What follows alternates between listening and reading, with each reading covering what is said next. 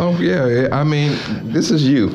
Yeah. Well, thank you. Yeah. And so I think the last one I did was like maybe June or July, and it was with Shay because of the passing of, oh goodness, what?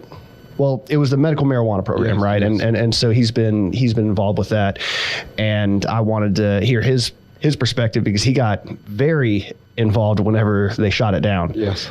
So, but they've definitely made that switch now. So, but anyway, yeah. Are you ready? Yeah, I'm ready. Okay. Everybody, welcome back to another episode of the Shop and Chivalry podcast. I'm here with third-time guest, right? Right. Greg Gipson. Right. That's exactly right. My first third-time guest. You're my first second-time guest as well. So welcome back. Well, thank you for having me. Well, so what brings you in today? Well, I'm here to talk about Krewe Unique Mardi Gras Parade, which is going to be this Saturday, February the 12th. Excellent. And today is the 6th right now, and hopefully we'll get this episode out tomorrow around noon. But okay, so we'll start there. What is Krewe Unique? Why are you involved in it? What's your role?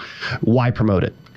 Well, I've been a member probably like 13 years now, and I have been involved with it because of the community service that we do throughout the Mississippi Gulf Coast. So we don't only host a Mardi Gras parade or a Mardi Gras ball, but we actually do community service along the Mississippi Gulf Coast, feeding the homeless, giving out scholarships to students, also backpack initiative, collecting toys and giving them to needy family over the Christmas holidays, and being a part of the Christmas parade with a collaboration with the Ocean Springs Elks, also with the Ocean Springs Carnival Association and the Duchess Club. So those 4 organizations come together to provide those services for our kids here in Ocean Springs. And is the Lions part of that as well? Yes. Okay, yeah, gotcha. Yes, the Lions Club too.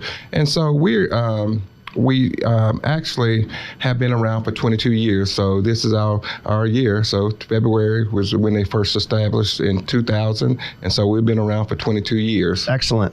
And so you guys have obviously grown. Started from what started the organization? Like why create Krewe Unique? Well, actually, it was 3 ladies, Glenn Mack, Mary Stanton, and Karen Thurman started this organization, and they wanted to give something back to the Black community. Okay. And so when they started this, they wanted their own identity, wanted their own parade, and had a vision that they wanted to leave back something to our kids and our ancestors so they can keep this tradition going on. And so that's how it originated, and they have had members who's been in that organization, for 22 years as well. Well, it's easy to see. I mean, if you're doing meaningful work like that within your own community, then it makes sense that people are going to want to continue to do that work because they're literally making their own backyards better. Yes. You know what I mean? So, and it doesn't surprise me that you're involved with it. I mean, in our previous conversations, for those who haven't seen them, you've always been involved with philanthropic work and giving back to the community, to the Boys and Girls Club, with the Lions as well. So what plagues you that you have that you're so driven to do this? I mean, it's great work, obviously, but it is kind of odd that somebody would kind of dedicate a life to giving back to other people when it seems that the human propensity is to accumulate. Right. Well, we like to see smiles, and I like to see smiles on people's face. Right. And it's funny that you say that. We were in church this morning, and the pastor was talking about, being service to others and giving back to others. And, some people are fortunate than others. Mm-hmm. And how do we bring those people together? We bring those people together doing Wild Day, having a picnic at the park. We bring people together at a Mardi Gras parade. We bring people together at a ball. We bring people together at feedings. We bring kids together out at the playground, giving back to those kids, because one day, we all are going to get old, and then, we have people looking up to us. And so it is the expectation of everybody that we need to give back, and it starts with us giving back to our community. Excellent. And have you always been that way? I mean, what was there something that started with you where you just maybe had an event in life where you realized that you needed to give back? Well, I think it just boils back down when you lose both parents and you have your siblings, and you are being held responsible to keep the family together. And it's Fair more enough. like a family. And then also working at the YMCA and, listening to Mr. Harris and, talking to him and how he write notes to benefactors, asking them to support these initiatives, these programs of the YMCA. And unfortunately, some people just cannot afford a membership or cannot afford a summer day camp program or after school program. And, single parents need help. Sure. The whole family need help. So why not give it back? Yeah, my dad was a single parent. So oftentimes, I remember plenty of times he'd work 2, sometimes 3 jobs. And so I didn't see my dad a lot, And so from the time of like 10 years old, I was carrying a key to the house. I would get home. I'd be the only one there, and I'd have to kind of take care of myself that way. Now, I didn't have siblings, so it was a little easier for me to get in trouble as well. Right. But, Right. But so Krewe Unique. So this is a separate Mardi Gras parade then, right? It's a separate Mardi Gras parade. Okay. So the Elks Club will roll their parade at 1:00. Okay. And we roll ours at 1:30. Okay. So I know you have some news about that. And we have some big news about Okay. that. So Alcorn State is going to be our feature college band, and this is the first time we will have an HBCU band marching down the city of Ocean Springs, and it's so much excitement, and we're elated that they're coming down here. And been on the phone talking with Dr. Martin, who is the band director of Alcorn State Band. He's excited. This will be their first time performing in Ocean Springs, and he just said, Greg, we're going to put on a show for you. I said, well, that's what we brought you here for. Right. And we also have a tribute to Richard Thurman, who was one of our members that passed away this past year. And Richard has been a member of that organization for 21 years. So, checking off his bucket list, what he asked or what he requires of me to do. And that's what I'm doing. And he wanted to make sure that Alcorn State Band come to Ocean Springs and march in our parade. And I say, I would do it. I would make it happen. We would make it happen as an organization to fulfill his wishes. How did you make that happen? Well, we had multiple fundraisers, sponsorships, just working together as a unit to make that happen. Proceeds from our Mardi Gras Ball help support this initiative.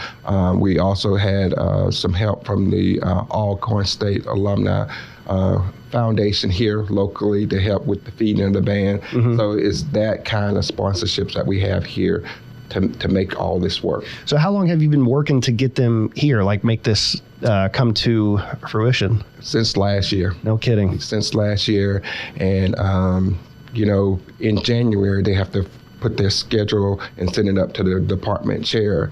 So Dr. Martin said, well, Greg, I'm glad you contacted me now in the fall, and I didn't want to bother him during football season. And when we were talking, he was getting his performance together for Jackson State. So he said, well, call me after the Jackson State game because we're preparing because, of course, those two rivalry schools, and Yes. we want to make sure that they show up and show out. And Sure. So, and I called him that week after they got through playing Jackson State. He said, I got you in, and we'll talk more as we get closer to the date.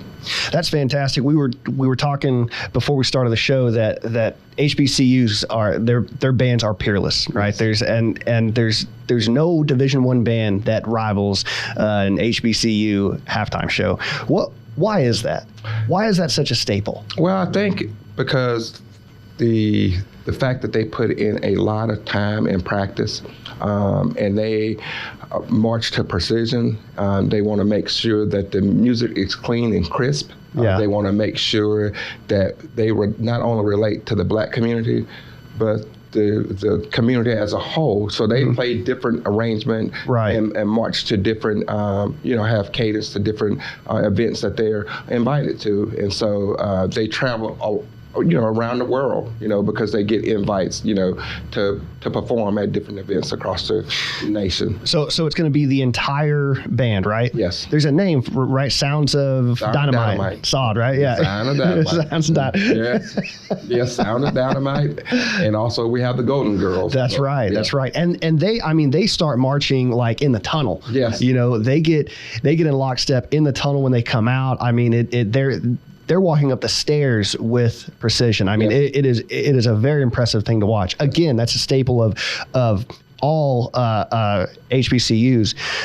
It seems that HBCUs have been in the news more and more, especially when they attracted primetime to Jackson absolutely. State. Eddie George went to Tennessee State, right? Yes. So, do you see kind of a huge growth in the HBCUs in terms of like sports, especially football? I mean, that's going to be a huge moneymaker for HBCUs.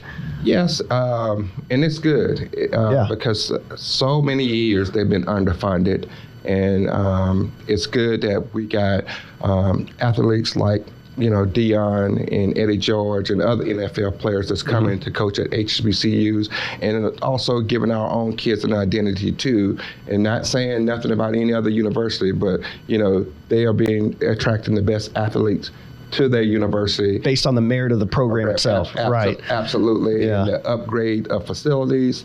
And it's just phenomenal, Yeah, there's a lot of money in I think it's the CARE Act, but then also in Biden's Build Back Better plan. So 75% of students that go to HBCUs require a Pell Grant, right? And it's just a small grant, but in that bill, it's supposed to increase the Pell Grant by $550, I think, which is going to, again, help 75% of the students. Absolutely. But yeah, there's, I think, $10 billion available for HBCUs to upgrade facilities, $500 million for like federal grants, a lot of money. And it's just, for me, they've been around. Yes. They've been around. You know what I mean? Like, and it's just, it seems like they, for some reason, needed a guy like Primetime to kind of shed light. And again, his recruiting techniques have been very impressive as well. Yes. So, I'm excited. I'm excited too, and not only if he's just bringing light to just Jackson State, it's all HBCUs because he wants everybody to flourish. And if you listen at some of his interviews and stuff like that, he wants to make sure that every child that goes to a HBCU playing football, that they have their name on the back of their jersey, because there's somebody's child out there playing. Sure. Well, and again, I think you want somebody like Primetime, because I think he's got the right attitude for it. One of my favorite quotes is, "Water covers 74% of the globe. I cover the rest." You know what I mean? Like that's he's fantastic. Arguably the greatest football player of all time. I would certainly take that debate with anybody, but that's exciting. So the parade itself, now it has its roots in the Black community in Ocean Springs, but you did want to make it clear it's not a Black community only parade. No. Okay. It's for all service organizations that we have sent out emails to, because they do service in Ocean Springs or along the Mississippi Gulf Coast. So we want all of them to participate. Local businesses that want to showcase their business here in Ocean Springs or, in other areas, please come out and, call me and fill out the application, and we will take you and we'll, move forward with it. How much room is left for floats? We probably have like 20 more slots for that, because as it stands right now, we have like 25 that have actually signed up. Okay. And I know that we have room for more, and I've been on the phone with a couple of the dance teams, local dance teams across the Gulf Coast that are asking to participate. So, we want everybody. It's just not just exclusive to African Americans, to the Black community. It's for everybody. This parade is for everybody. And we just want everybody to come out and have a nice time and be a part of a nice organization. So this is a weird question, I guess, but if somebody wanted to just have a float, right, just an individual person and their friends, could they put in an application for a float? Yes, they have, and they can use a car, a truck, Oh, really? Fine. Yeah. Oh, so excellent. It's just not, looking at the big floats and stuff like that. If you got a pickup truck, if you got a car, and you want to put some signs on it, throw some signs on and come out. We accept everybody. Interesting. It might be too late, but I'm pretty industrious. I wonder if people at work would want to do something like that. But okay, so how would somebody sign up? How would somebody get an application? They can call me, or you can look on our Facebook page, Krewe Unique Facebook page, okay. And the application is posted there with my name and phone number, and they can reach out to me, and I can either email it to them, text it to them, whatever, just as long as they get it back to me. Okay, yeah. Cool. How has in the past, and of course we can talk about this for this year, how it has another parade been received? Very well by the city of Ocean Springs when we approached the board back in 2014, and they just look at it more of economic development, more people downtown Ocean Springs. 100%. More people are filling the stores and spending money prior to the parade, and more people going into the restaurants, eating and stuff like that. So it is a money-making machine for that day, and everybody benefits from it. Yeah, absolutely, and that's an important thing to bring up, because it might be the case that someone would wonder why there's a need for multiple parades, but the answer is quite simple, because it's foot traffic, it's people going into stores, getting drinks, eating food, and more importantly, there's people that have never been to Ocean Springs. That's correct. And people that are fans of Alcorn State, yep. And HBCU bands, yep. They're gonna have a walking, talking reason to come down here and experience this great city. Yes, so. Absolutely, and I'm excited. I'm getting very excited. Been excited since last year. When speaking with Dr. Martin about bringing them down here. So, and also our past Grand Marshal, Matt McDonald, who had the unique coconuts when he was Grand Marshal in 2020. So he's coming back, and he's going to actually drive his vehicle. And we're doing a tribute to Richard Thurman, and he's actually got a big old cutout of Richard, and he's going to be driving his car, and Richard's going to be sitting in the back of the car. So, oh, that's excellent. So that's, and he's excited about coming back, and Matt has done an excellent job, supporting Krewe Unique, and he just said, Greg, I have never been to a ball like this before. I appreciate you, choosing me as Grand Marshal, and he had a blast, and he said, I wouldn't want to he said, I've been to some Mardi Gras balls, but I'd never been to a Mardi Gras ball like this, and he said, I just, want to give back because I truly love Richard Thurman. I said, well, thank you so much. Yeah, you've seemed to have a knack for finding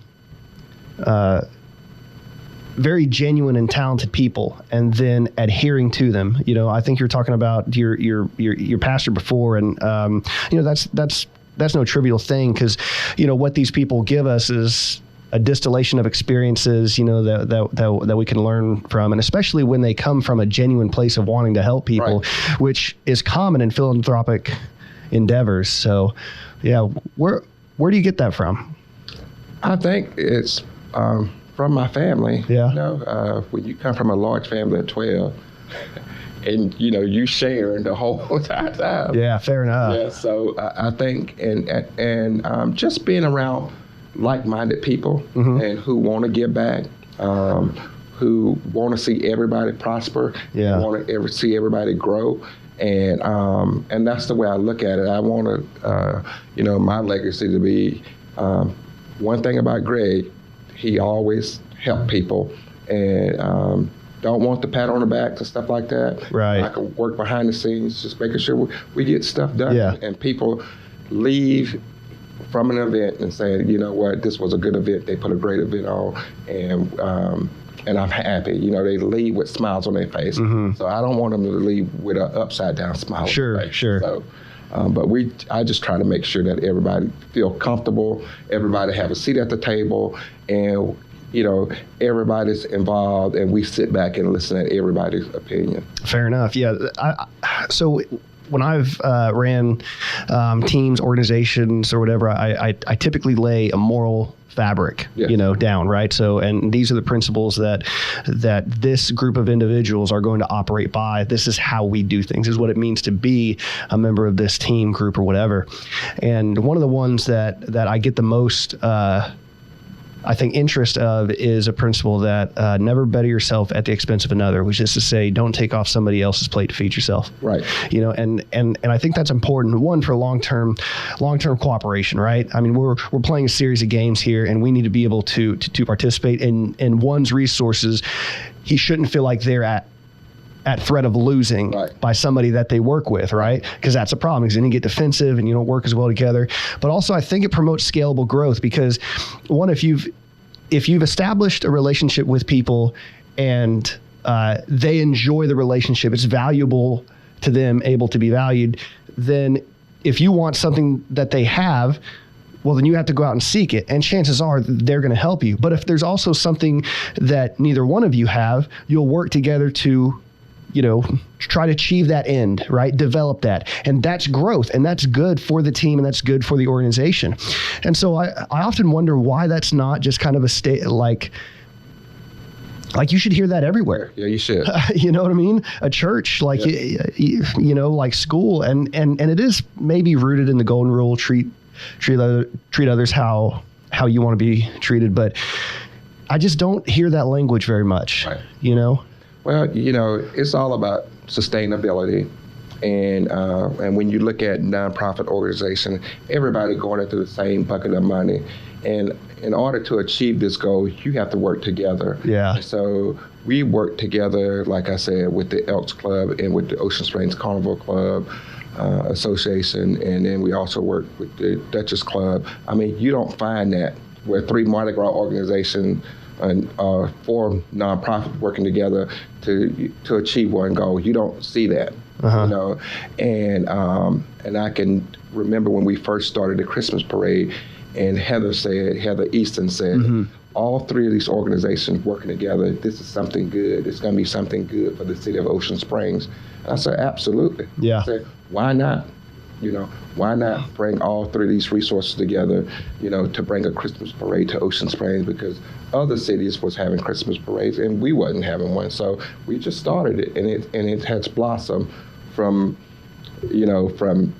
like 15 floats, and we're up to like 30 or 40 participants, and we just gonna only see it grow. Yeah. So that's where you bring in those partnerships, and that's where you bring in those friends, and you put everything aside, and you just say, okay, you take this piece, I take this piece, and you take this piece, and then we come back and meet again to make sure that we have those resources to make sure that the parade runs really well. And I do want to say, working with Phil and working with Bob from the Ocean Springs Elks parade when I first started, and and they were guiding me too.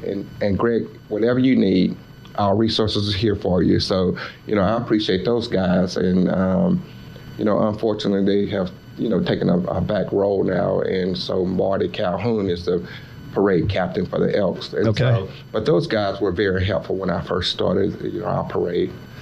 Yeah, and again, it's important to have those relationships with those people, because they have their own brand of expertise. Absolutely. and you get to take some of that. Yes, you know what I mean. So yeah, that's really fantastic. So what's next for Krewe Unique after the Mardi Gras parade? Well, after the Mardi Gras parade, we will sit back and assess our year. We will take a month off, and then we'll start planning for next year. We'll open up our membership. And once we open our membership, then we'll look at our calendar of events, put our calendar of events together. One of the things that we do in July is feed the city employees of Ocean Springs, because without them, I mean, they giving up their time for the parade and any other special events that we have throughout the city of Ocean Springs. We have to give back to them. Yeah. And let them know that we appreciate them too as well. Sure. And so we'll be having different fundraisers throughout the year, and then we'll be doing some other giveaways throughout the year. Turkey giveaway, toy drives, like I said, and back to school backpack initiative that we'll be doing, giving back to the local community. Gotcha. Greg, do me a favor, turn that mic a little more to you. Okay. I think I hear it cutting out a little bit. All right, so why do you go to feeding them? And this might sound like a weird question. Well, why not? It's an easy way to get back. But for me, I think there's something deeper to that. Like there's something primal about giving somebody sustenance, right? Yeah. Thanking them with food. Yes. And again, if you're from the South, that's what you do, right? Yeah, that's exactly what we do. But like again, just for me, when I've been in organizations, that was a thing every month. Even if it meant that I was buying everything, I would feed my team. Right. And we would break bread with one another. Do you think there's something there, something more meaningful than just the food and saying thank you? I think it is. They get a chance to relax, and you know, sometimes we only have 30 minutes lunch breaks, and by the time they run to Wendy's or McDonald's, They got to eat in the car. they got to eat in yeah. the car, rushing to get back to work. And you know, at that time, they say, "Good, I can sit down and have a nice lunch and relax, and not being, rushed to get back to work." And also having conversations with some of the members and talking to them, and asking them about their families. We don't get an opportunity to do that, you know, because that's one thing about it. We'll see people, we'll say, "Hey, how you doing?" But we never ask about their family. Right, right. During that time, you have the opportunity to engage with them about their family and friends and see how they're doing, or they ask you about your family. How your family doing? Have you seen such and such? Right. So I think that's a big part of it too. Yeah, and I can relate to that. I mean, that's kind of the whole underlying idea about this podcast, right? Is that people are much more interesting than they give themselves credit for, and nobody can talk you up like you. Yeah. You know what I mean? Yeah. You know your story the best, and so being able to like convey that and articulate it, I think there's some real value for that, and I think it's easy to be overlooked when you may view yourself as just part of the working class. You know what I mean? You're just kind of a grunt going along doing city infrastructure work. You're kind of the hero behind the scenes. So it's nice to be noticed. Yes, absolutely. Nice to be recognized, and that helps all the time. Build morale, build teamwork. People respect you when you respect them, 100%. and understand what they do, because so often some people just don't know what you're worth, but know your worth. If you know what your worth is, and you're good. Yeah. And appreciate the job that they do. Yeah. Because believe me, it's not easy. Yeah. I mean, well, it's kind of like being, the entire series of dirty jobs with Mike Rowe, you get a sense of appreciation that there are some people that have to do some awful jobs to prop up our society. You know what I mean? So, yeah, certainly. So what else is there? So you talk about feeding the city workers in Ocean Springs. Yeah, we feed the homeless. We also going to be working on something new this year that they've been talking about. We've been talking about doing, which I think is good. It's like a mentorship, because we actually, the two drum majors that came down from Alcorn State, and the two young ladies that was on the Golden Girls team, after they finished college, we want to mentor them and want them to say, hey, once you get out of college, once you graduate, tracking them and say, what are your needs are, and the ones who are in college, sending them a little stipend each month. Here's $300 a month for 10 kids, Yeah. $300 goes a long way when you're in college. Oh, sure. Yeah. So that's something that is new, that we're just trying to work out the logistics and how those kids are being selected. And one of the things that we talked about is just starting with Alcorn State Band, because a lot of our kids from the coast march in that band, and just mentoring them and just following them throughout their college careers. And once they give out, finish school, then they go get a job, and then they add to what we have put in place. Sure. Did you hear about what Deion Sanders did with the woman Brittany Renner? No, I did not. Okay, so Brittany Renner is from Ocean Springs. She's an Instagram model. Okay. And she wrote a book about how she had relations with like different athletes, right? And so he brought her in to talk to his players, about women who do that to college athletes, have a baby, things of that nature, and what to watch out for. And it's a really odd, but frankly, like a necessary form of mentorship in today's social media society where you have access to everybody. Right. You know what I mean? So I do like that Primetime is taking the time to maybe the mentorship that people overlook. You know, he's making sure that we're doing that. You know, Greg, I don't know about you. When you were in school, I mean, how much mentorship were you getting in high school about things that would instantly affect you once you're 18, whether it be voting, whether it be money management, whether it be budgeting, you know, insurance? Like how much of that was taught to you? Very little. But as soon as, you know, you meet other college students your age, or, you know, high school students your age, and you hear them having conversation about their parents and what their parents are talking to them about and teaching them about, then you pick up on it quickly. Okay. And I would say, well, how did they do that? You know, my mind was always curious. Where did that come from? And then you listen at other people and you say, okay, now I get it. Okay. Do you think that school should play a bigger part in giving those lessons out? I think so. Yeah. Absolutely. Absolutely. Because unfortunately, we just don't know what the home life is like at home. I mean, you know, some are great and some are not so great. Sure. You know, where else you going to get it from? You know, it's just like going to church, you know. It's a good point. Yeah. You know, some kids go to church, some kids don't, you know.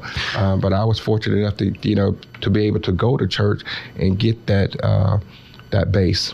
Yeah, and that's the sort of generational wealth problem, right? Is that, you know, if you grew up and your parents didn't have any clue for whatever reason, then the likelihood that you're going to know at a good time in life is very low. You know what I mean? So there's plenty of market for that sort of service. And Kevin Hart's doing a lot of this too. I think he's working, is it Capital One maybe? I think he's working with Capital One to so he's doing commercials, but what people may not know about is they're pumping millions of dollars into educating, you know, less privileged inner city, you know, kids, to give them this financial information. It's fantastic work, you know. But that's got to be accelerated, you know, I think either through the school system or, you know, Boys and Girls Club, you know, things of that nature. Yeah, other nonprofits, you know, I think it's that's something money management, you know, needs to be taught on the front end, and because so often that you know, a college student can create so much debt, you know, with student loans. Yeah, it's tragic. And it's just ridiculous. And they'll never be able to pay it all, and, you know, until their late 60s and stuff like that. So they starting off wrong, you know, by being in debt. Well, and plus, you know, the price goes up every year, even after you've taken the loan out and you've graduated, because of the rate of inflation. Yes. So it becomes even more expensive, and, you know, it's pretty obvious that wages do not keep up with the consumer price index, which follows the rate of inflation. So now you have this really impossible thing, you know, and I think it's only going to get worse as automation takes away, you know, even the low-hanging fruit jobs. Yes. You know. Absolutely. So Absolutely. Yeah, I've seen papers where people are arguing about that things like a universal basic income for people like Andrew Yang's freedom dividend. Do you know why he called it the freedom dividend? No, I do not. It tested well. Oh, So they tried a bunch of different names, and freedom dividend seemed to sit best with Republicans and conservatives. Okay. Yeah, pretty wild, right? Wow. Anyway, so it's one of those things where companies are going to accumulate so much capital because they're not having to pay human resource related expenses, that there's going to be a forced redistribution of that money to people who can't work, you know what I mean? Because the jobs aren't available, but some of that money might be better spent on a more regulated university system that provides more access to more people. Absolutely. So. Absolutely. Yeah. Okay. So you had mentioned, I think the last time we talked, that you were interested in doing some consultation with people who own property around Martin Luther King to give them a better opportunity to negotiate for the price of their property. Absolutely. Have you done any work with that? I've been talking with some members around the community in there, and also making sure that they know what their property is worth. Yeah. Because it's a lot of stuff that's going on in that community, growth wise, and making sure that their taxes are paid. Mm-hmm. Oh yeah, that's a big one. Yeah, that's a oh big man, one. And you can have a house taken out from underneath you. Right, and then when you have multiple errors on your tax property, and some of them being communicated with and some not, so you have that whole ordeal. Just trying to figure out who's putting liens on it, and who's actually property owners, and how have they been officially notified. It's that kind of stuff. So been walking around and and looking and talking to different people, and making sure that their property is cleaned up. Mm-hmm. So we just don't like blotted properties around the church and stuff like that. It's just let's just clean up the neighborhood. Sure. Just clean up the neighborhood and stuff. Well, and back to the financial conversation, a lot of people may not realize so some of those homes have been passed down from family to family, right? And so they're paid off. They're just paying for taxes. That's all they pay.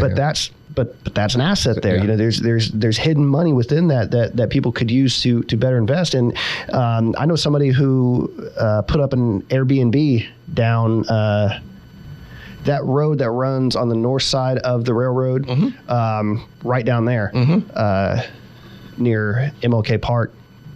But yeah, I mean, there's a huge market in downtowns for those older homes to be turned into Airbnbs. Yes. Do you have any have you considered starting like an organization that maybe serves those communities along the Gulf Coast? I've been talking about it, and unfortunately my sister had passed away in November, so I was flying back and forth to mm-hmm. Virginia, spending time with her. I got you. And that took up a lot of my time. And again, families first, and so sure. I actually put some of that stuff on the back burner, and then well, you got a lot going on anyway. Yeah. I just thought it's time for me to get back on the saddle, and because people say, "Well, I hadn't heard from you in a while," so I've been off the saddle, but I'm back on the saddle now, so you'll be seeing me around, and getting back into the swing of things. There you go. One of the things, was the Mrk Day Celebration. Mm-hmm. And of course, Macedonia as a whole decided not to participate, but they participated by with food and brought that out there. But so I took that on with some other friends of mine to actually, we're going to do it out there, and we're going to have the wild day out there. And it was a success, and people enjoyed themselves. And so we actually, continue that celebration, because we skipped a year, mm-hmm. of course. And so we just went out there and actually had the celebration out there, and it turned out real nice. Now, it was cold out there that morning, but mm-hmm. as the day, grew, it got warm out there. So we had a nice event out there. Yeah, that's excellent. I mean, I've told you before, I'm a huge fan of that park. I grew up playing ball there, so it's always great when I see people out there. I haven't been out in a long time there, but I definitely still see people playing, and again, it's a great spot. Not a lot of wind because it's enclosed, so it's a great place to play. Yeah. But so you had, okay, so back to this potential organization here. Like, a lot of the gentrification on the Gulf Coast is taking place in those downtown communities. I went to Bay St. Louis yesterday, and I've never been to the downtown there. It's a fantastic downtown, yes, it is. But they're pumping a lot of money into Moss Point. Pascagoula got a huge grant. Man, Greg, I think there's some real opportunity there, that can benefit people who have who are sitting on an asset, and they don't know how valuable it is. Absolutely. So yeah, if I'm sure plenty of people would jump on something like that. And again, I think that's meaningful work. Just like you said, it's an asset, and just getting them educated and just understanding the business side of it, and getting people the right help. I know Mike Strife from Bancorp South have reached out to the chairman of the trustee board and want to do a financial literacy class to Macedonia church members, not just for Macedonia members at all, but the community as a whole. Yeah. But I just need to follow back up with chairman of the trustee board to see where that's at, and see if they still are going to do it and stuff like that. But I think they are going to do it and stuff like that. So I just follow up with the chairman of the trustees, or just follow up with Mike Strife. Mm-hmm. So, well, good. Yeah, I think that would be fantastic. But so what's next with you? I think I'm gonna just finish out this year, see what 2022 bring me. Mm-hmm. And just relax and just focus on Krewe Unique right now.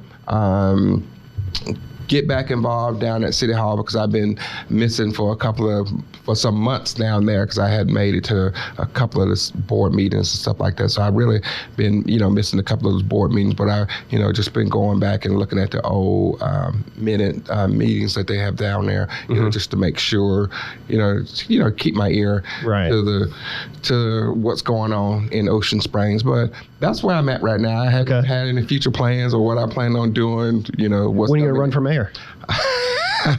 I'm good where I'm at. I'm gonna sit back and let Kenny have it for the next 4 years. Yeah. See how he's doing a great job for us. And matter of fact, he came to a couple of events, and I just told him, I see movement in the city, and I said, driving from Biloxi and driving home to see the lights on at the bridge, and I said it really looks good. And I told him I thanked him and the board for getting that project done, because for the last 4 years nothing has been done with those lights, and so he got those lights on, or whoever from the city got those lights on, and the city is looking really good. Yeah, except the beach. Yeah. Need some work done on the beach. Yeah. I was telling my wife, and people are gonna hate me saying this, but I think Ocean Springs at this point might have the worst beach, like on the coast. I mean, it's just like, again, the Bay St. Louis beach, Long Beach, Pass Christian, beautiful beaches. Goshen didn't seem to have one, but the Pascagoula beach is very nice. So it just seems like ours is kind of eroding away from the seawall there that they built. So it'd be nice to get that invested in and maybe looking better. Yeah. But well, maybe so. Yeah. Maybe so. I get that. They'll work on that, getting that together. I hope so, because that's a great place to go exercise or walk. Sure. And, once you come off the bridge and just walk to the inner harbor and turn back around. So that's, that scene is unlike anybody else scene. You see that out there, and, that's why people choose to live in Ocean Springs. Sure. Or choose to live on the Mississippi Gulf Coast, because of those nice views that you can get. Yeah, absolutely. Yeah, I just picked up drone flying. Okay. And so that's part of the reason I went to Bay St. Louis. I've been just going around catching footage. But yeah, I mean, Ocean Springs is just wildly scenic, so I got to finish this certificate so I can fly downtown. Oh. But I plan to get some footage of downtown flying around. But well, Greg, so again, back to this parade. When is it? It's February the 12th. Okay. And which is this Saturday. The weather's supposed to be good. Thank God for that. 65 degrees. Okay. And we're just asking that people come out, and because we took a year off, everybody did, and just watch a college band perform. An outstanding band. Yes, outstanding band perform. And we got 2 high school bands that are going to participate. I remember last year, I think it had some high schools from up north, right? Yes. Yeah.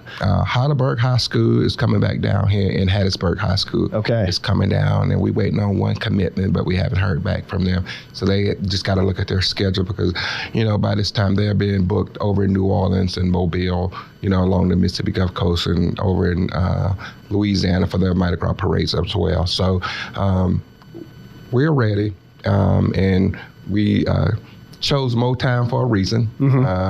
So get ready, because here we come. And so we're coming. And so I'm just excited, and I just want everybody to just be a part of it, you know. Yeah. And if, like I said, if you got a truck or a car you want to put in the parade, you know, so be it. We just want everybody to be a part of it, and have a great time. And it's going to be a great time for the city of Ocean Springs too as well. I'm going to reach out to the base and people I work with and see if they'd be interested in float again. It's kind of crunch time, but it's crunch time now. But I didn't know just anybody could do it. I just kind of, and it's my fault for not asking, but I just kind of assumed. But in any case, well, Greg, look, it's been great chatting with you. Okay, and as always, it's great to see you. Great to have a conversation with you. I love the work that you do. It's so meaningful and impactful for the city, and you know, the city are benefactors, you know, because of you and your organizations that you work with. So thank you for that. No, thank you for having me, and we appreciate it. And we look forward to being out there this Saturday. And Krewe Unique, it's Krewe Unique. And it's unique for a reason. And do you know what name has the most variations? What's that? Unique. Unique. Yeah, there was a study done by a Harvard professor trying to determine if the name that you're given at birth would have economic impacts long term throughout your life, and right. And so part of it was a study of, and not to get off on a tangent at the end of it here, but part of it was to see if there were like biases that people had that would hire based on the names, what they would assume about people. I think you see where I'm going with this, right? Absolutely. And so it was inconclusive on that part. There was correlated things, but one of the other things that you find as you do these complex studies is that the most different variations of a name in this country, at least, is the name Unique. So that's kind of cool. Yeah. But anyway, Greg, look, it was great chatting with you. Please come back anytime. I will. Anytime you want to talk about anything. All right. I appreciate you. All right. Thanks. Bye. Bye, everybody. Bye.